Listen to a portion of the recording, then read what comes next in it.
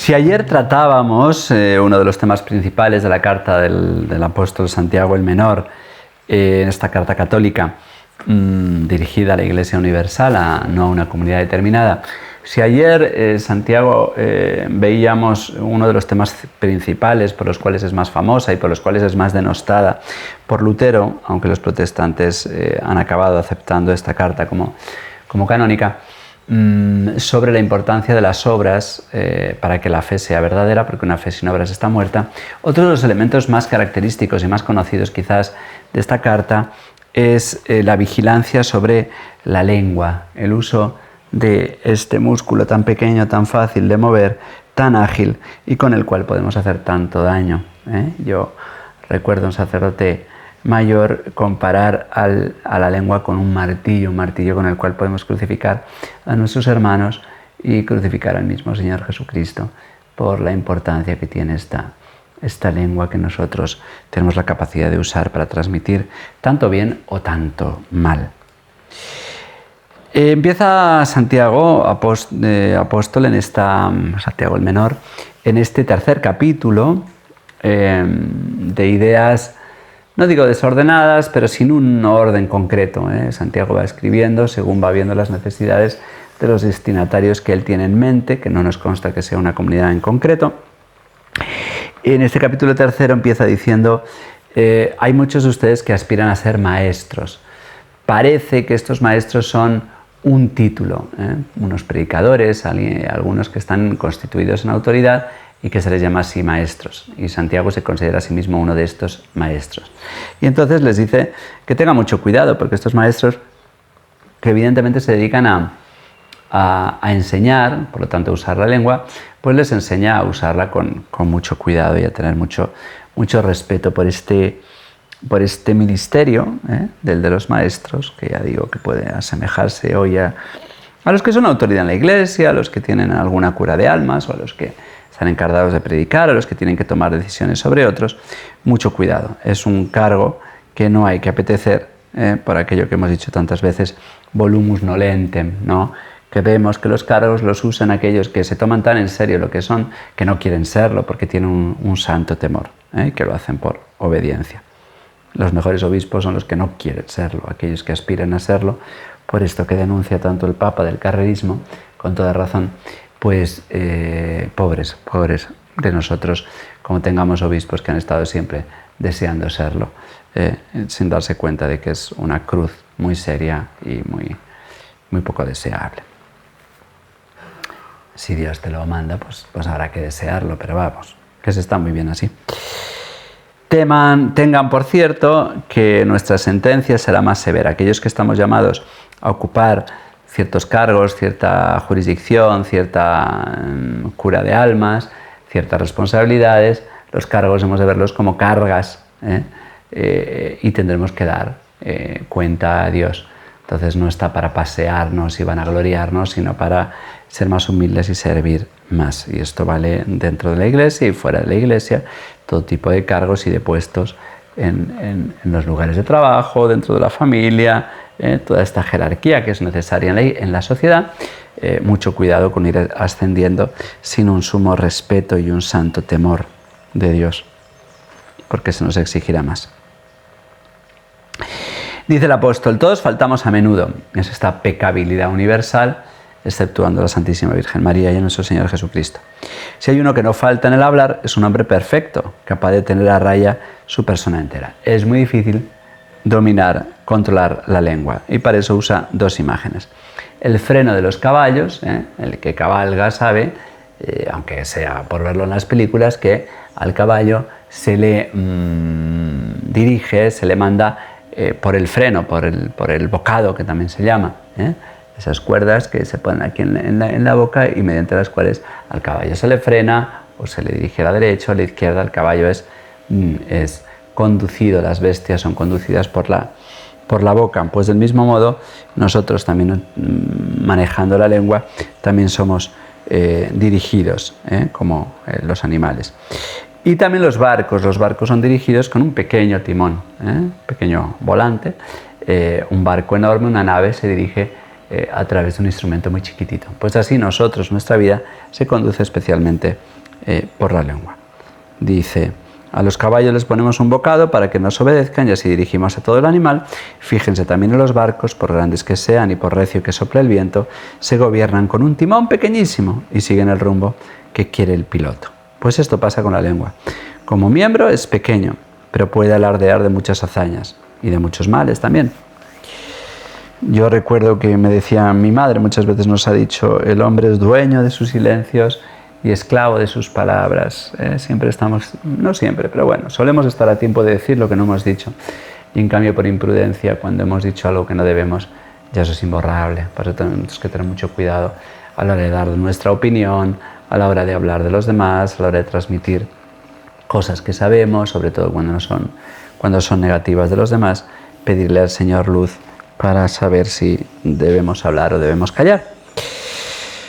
Usa una tercera imagen, la de la chispa. Miren como una chispa pequeñita de la nada puede prender fuego a toda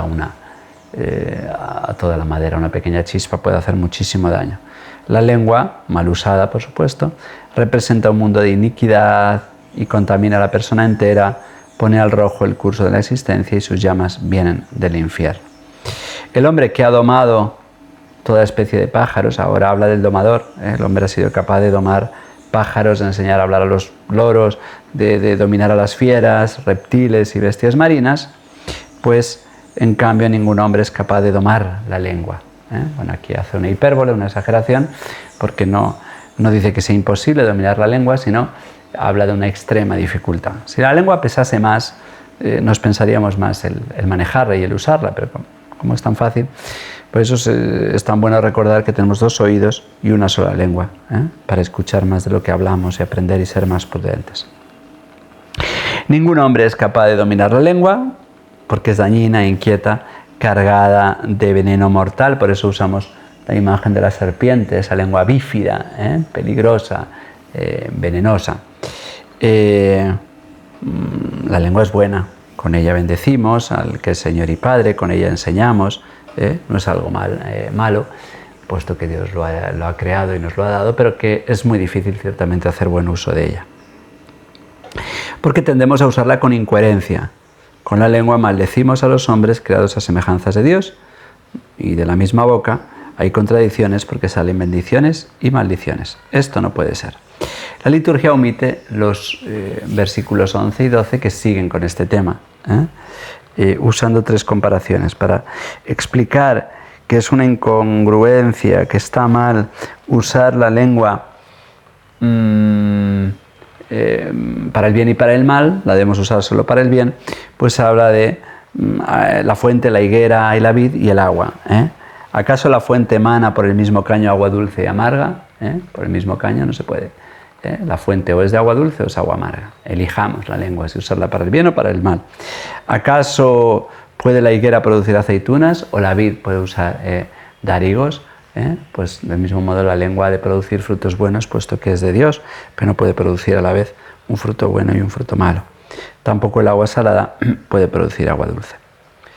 Nos dirá San Lucas: de lo que está lleno el corazón, habla la boca. Si el corazón está lleno de cosas buenas, la lengua hablará cosas buenas. Por eso nos confesamos y pedimos perdón por los pecados de pensamiento, de obra, de omisión, pero en concreto ahora de palabra. Por eso nos persignamos y pedimos al Señor, cuando hacemos la señal de la cruz en los labios, que podamos usar la lengua para el bien. Por eso es tan importante estar atentos a la calumnia, que es un pecado terrible, levantar falso testimonio sobre los demás, pero hay un pecado al que hacemos menos caso, incluso los periodistas a veces no lo distinguen: la difamación de la calumnia. A veces alguien me dice: me han difamado. Bueno, pero propiamente difamar es decir la verdad sobre alguien, pero puede ser dañino, porque no siempre, nunca hay que mentir, pero no siempre hay que decir toda la verdad. Y a veces sabemos cosas negativas de otras personas y hemos de callarlas. No, es que soy muy sincero y entonces rajo de todo el mundo.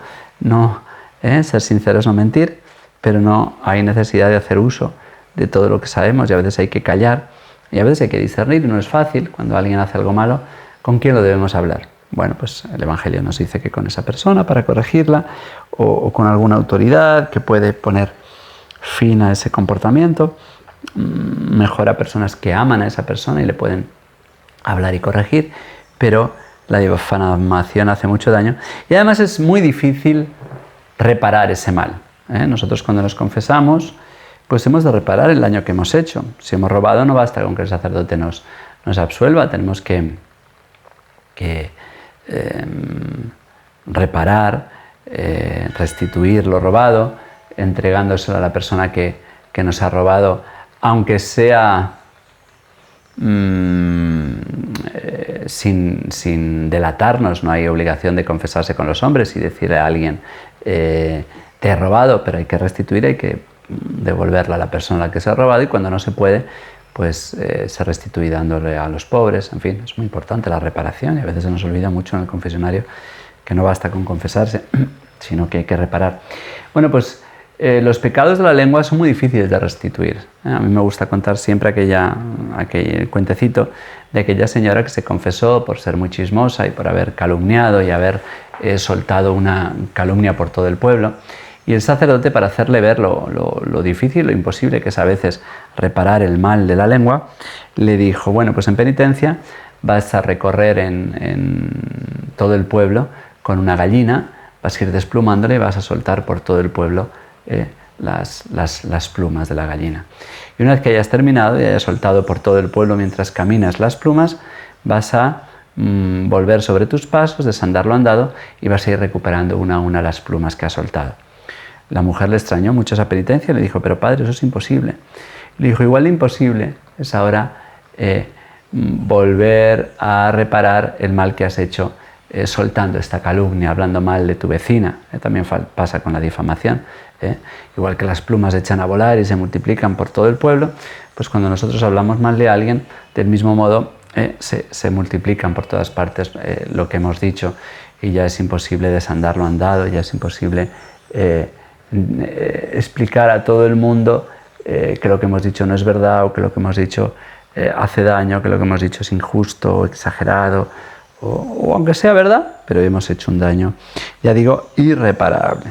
Por eso hemos de tener mucho cuidado con este martillo que nos ha dado el Señor de la lengua, para usarla para bendecir, para anunciar la verdad, para consolar, para animar. Pues pidamos al Señor ese especial don de saber ser dueño de la lengua. Nos dice el apóstol que es imposible.